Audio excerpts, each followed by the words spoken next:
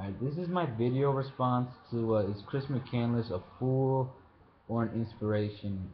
And I honestly think he's a little of both. I mean, you have to keep in mind he is a victim of circumstance. He had a really crappy upbringing with his family, as they were never there for him. The only person that was really there for him was just his sister, and I kind of find it really like a really dumb idea that he would just abandon her like that, after loving him for so many years and vice versa. And this has also led to Chris having many problems in his young adult years. You also have to understand, other than his parents never being there, he was forced to do things he didn't want to do. He didn't want to go to college, one of the major things I noticed. He was forced to anyway, and that kind of gave him the idea that there is no free will, that there's just going to be, you have to do this to become successful, you have to do that to become successful, and being successful is all that matters. It's never about happiness, it's never about creativity, and I really feel like that affected him a lot. And along with his poor upbringing, he was unable to develop any social skills. Well, not necessarily social skills, more lasting relationship ties whatsoever. At the first sight, McCandless sees anything, he'll just bail on him. And I guess that just refers to back from his family's past.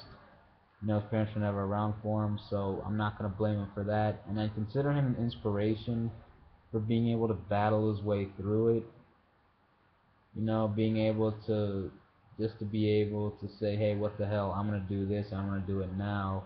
And that's something you rarely see in anyone, these days, and I have to give him props for that.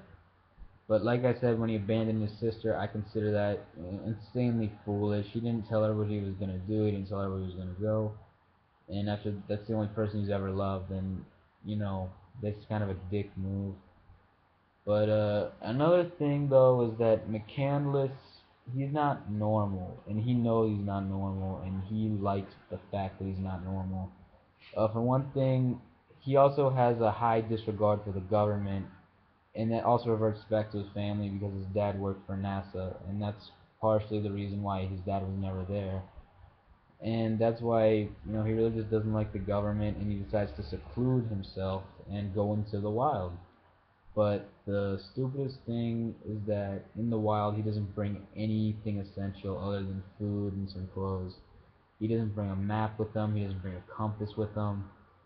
He's highly inexperienced.